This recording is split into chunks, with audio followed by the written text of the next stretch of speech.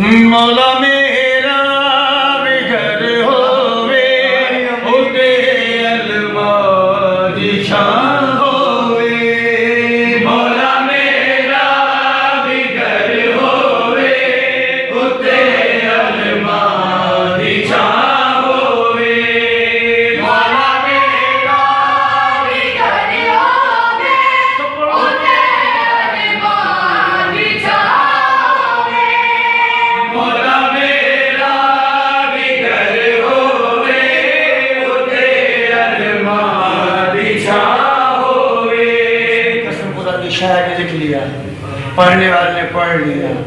मौला मेरा घर होवे उते अलमारी। कसम खुदा की उन्होंने दुनिया के हिसाब से लिखा है, घर हमें घर मिल जाए और घरों पे अलमारी। ये बात नहीं है, कसम खुदा की कायनात में जितने भी अल्लाह के घर हैं वो सारे अब्बास के घर हैं।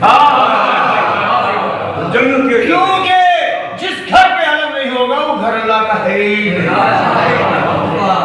सबसे बड़ा घर मानते काबे को, लेकिन काबे में भी अलम है, कोई देखे तो। अब लोग देखते हैं जाहिर लगे तो हम देखें, चलो जाहिर भी लग जाएगा इंशाअल्लाह, आएगा और अलम लगाएगा।